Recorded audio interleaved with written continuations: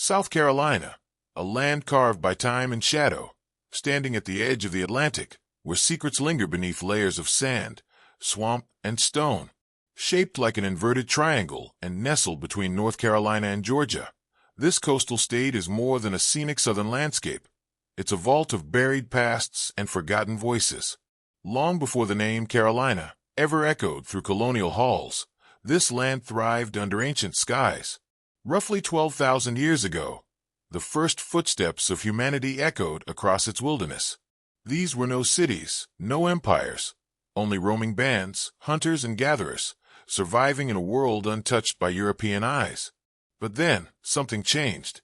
By 1000 BCE, primitive survival gave way to the quiet rhythm of agriculture. The people grew more rooted. Settlements emerged. Then, around 1100 CE, a great cultural shift arrived. The Mississippian cultures. They built massive earthen mounds, worshipped in temples of earth and sky, and formed intricate societies that rose in power, only to vanish shortly after first contact with outsiders.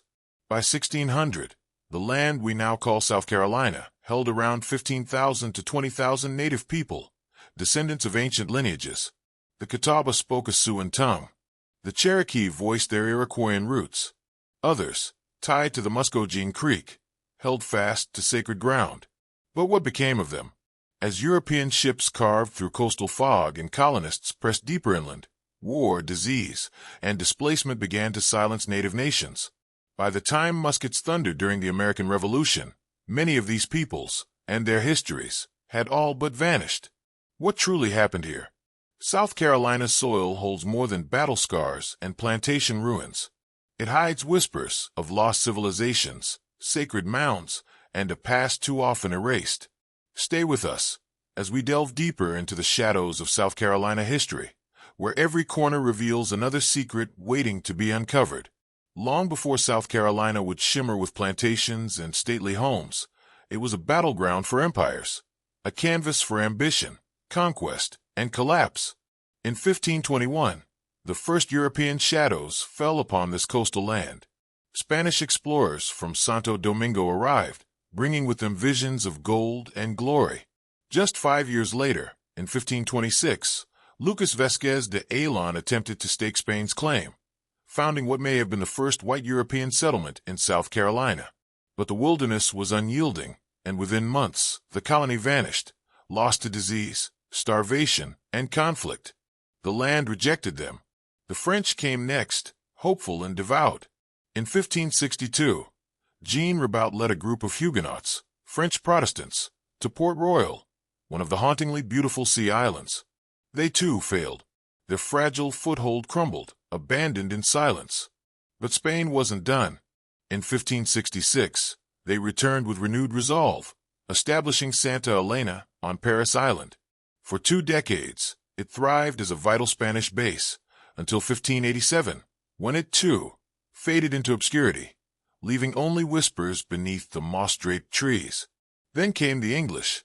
In 1665, a royal charter from King Charles II granted an immense stretch of territory to 8 ambitious nobles, the Lords Proprietor of Carolina. The charter was more than land. It was power. They were free to divide, sell, and rule as they wished, from the Atlantic to the unseen Pacific. In 1670, the English made their move. On the banks of the Ashley River, at a place called Albemarle Point, the first permanent English settlement took root. But within a decade, the colonists moved, drawn by more favorable land and better access to the sea, to a peninsula between the Ashley and Cooper Rivers. There, Charleston was born. A port city unlike any other in the South, Charleston soon bloomed.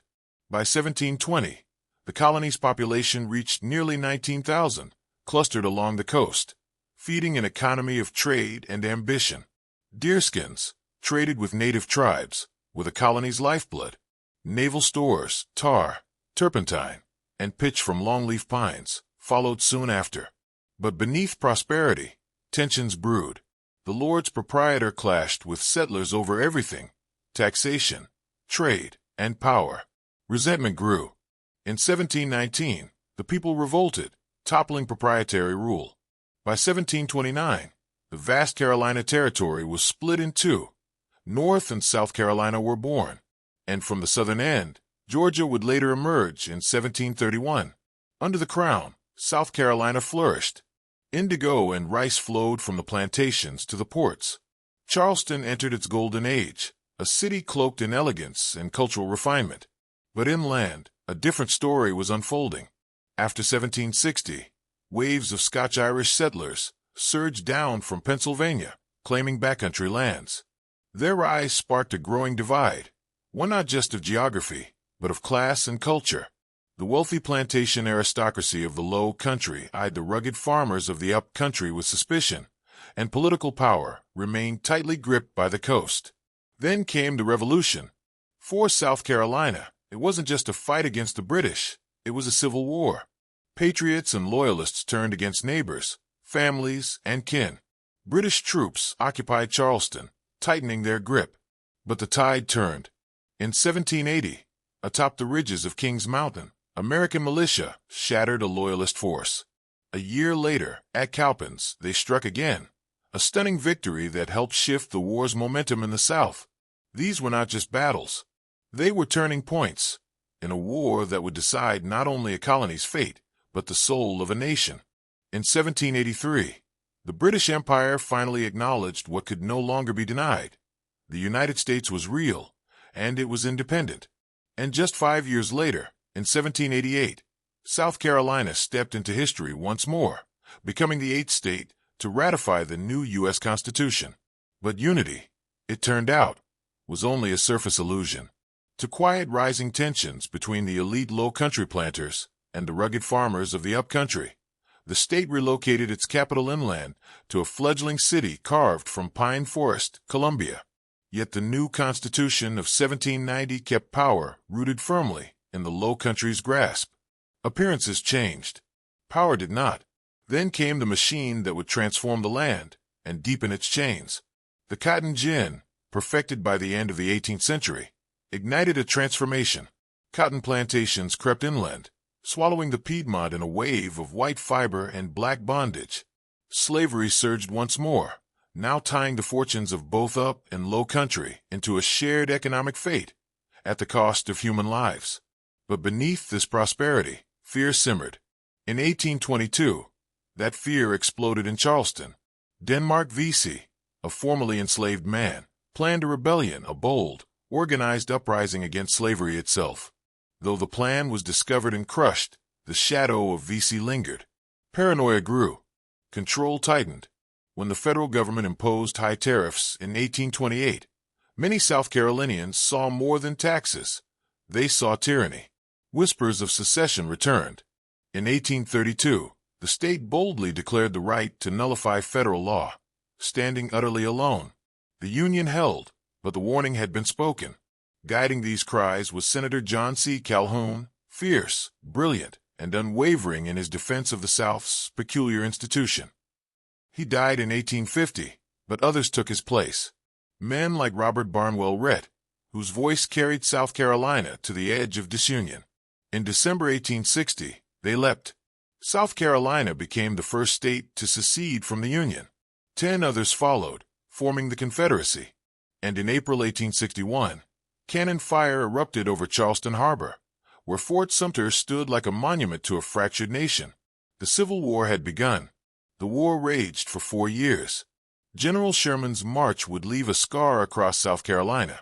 Homes burned, cities shattered, futures erased. Of the 60,000 South Carolinians who fought, 1 in 4 never returned. The cost was staggering. But for many, the aftermath was even more harrowing. In 1865, with the Confederacy collapsed, South Carolina entered the long night of Reconstruction. For 12 bitter years, the state existed under military occupation. The Constitution of 1868 promised equality and education, yet it arrived in a storm of corruption and racial violence. As black citizens attempted to claim their rights, white resistance grew ruthless. By 1876, the Old South struck back. Wade Hampton, a Confederate veteran and staunch believer in white supremacy, was elected governor. With his rise came the end of Reconstruction and the dawn of the Bourbon era. Power flowed once more to the planters and merchants of old, cloaked in democratic robes. But the war between coast and country had changed. It was no longer just geography, it was class. In 1890, the rural-up country finally struck back. They elected Benjamin R. Tillman, Pitchfork Ben, a fiery populist, a voice for the poor white farmer, and a man openly hostile to African Americans. His rise ended the Bourbon era, but his reign unleashed another storm. Tillman's movement brought sweeping reforms: state-run liquor control, agricultural colleges, teacher training schools. But it also brought oppression. In 1895, a new constitution was born, designed not to liberate, but to silence. Its purpose was clear: disenfranchise African Americans and ensure white rule for generations. And it succeeded. Tillmanism became more than a policy. It was a political doctrine, a cultural force, and a shadow that would stretch well into the 20th century. This was not just the story of war and peace. It was the slow reweaving of a state's soul, through blood, ambition, and buried truths. As the 20th century dawned, South Carolina stood at a crossroads, weary from war, rooted in old ways, and unaware of the storms that loomed on the horizon. The Great War ended in 1918, but peace brought no prosperity. Cotton, once king, fell from its throne. Prices plummeted. Then came a smaller but far more ruthless invader, the boll weevil. By 1922, this tiny insect had destroyed nearly half the cotton crop, plunging farmers into despair. Families packed what little they had and fled, a wave of outmigration that drained the heartland. Then, in 1929, the Great Depression struck. Hope grew thin until Washington intervened. In the 1930s, federal New Deal programs swept into South Carolina like lifeboats in a rising flood. One of the most transformative, the Works Progress Administration. Its legacy can still be felt, most visibly in the mighty Santee Cooper hydroelectric complex, where water and power were harnessed to light a darkening future. But it was after World War II that the state truly began to change, and not just in one way. Between 1950 and 1980, South Carolina underwent a quiet revolution. Agriculture gave way to industry. The State Development Board, created in 1945, attracted manufacturers from across the nation. Jobs followed. So did prosperity. For the first time, South Carolinians saw their incomes rise toward the national average. Cities swelled. Towns transformed. The rural South began to fade, replaced by concrete, commerce, and a shifting population. By the late 1970s, the Great Migration reversed. Black and white families alike began returning to the Palmetto State, drawn by new hope. But progress was not without pain. In 1968, tragedy struck at South Carolina State College. Students protesting segregation at a bowling alley met with gunfire. 3 young African-American men were killed. The Orangeburg Massacre became a stark reminder that civil rights were not yet secure, and that even peaceful change could come with a price. Still, a wave of moderate leadership helped steer the state through these turbulent waters. Governors like Ernest Fritz Hollings, Donald S. Russell, Robert McNair, and John West navigated change with care, ushering in a social transformation that gradually dismantled Jim Crow's legacy. And in the shadows of that struggle, a political realignment took shape. African Americans, long suppressed, were registering to vote in growing numbers. By 1970, they made up a quarter of South Carolina's electorate. Meanwhile, the old Democratic stronghold shifted. Strom Thurmond, once a Dixiecrat segregationist, embraced the Republican Party in 1964 and rode its rising tide for decades. He became a towering and controversial symbol of Southern conservatism, serving in the U.S. Senate until 2003. The 20th century had remade South Carolina, economically, socially, and politically. But the 21st century brought new questions. Could the state continue its growth without sacrificing its natural beauty? Could its industries diversify fast enough to meet global demand? Would education, healthcare, and opportunity finally reach the rural counties too often left behind? Could cities expand without spiraling into sprawl? South Carolina stands once again at a crossroads, shaped by a past that refuses to be forgotten, and pulled by a future that demands answers. Its story is not over, and the land still whispers. If you found this journey into South Carolina's mysterious past captivating, don't forget to like, share, and subscribe to History Love. We uncover the shadows of history, one state, one secret, one story at a time. Tell us in the comments, what part of South Carolina's past surprised you the most? And stay tuned, the next chapter is just around the corner.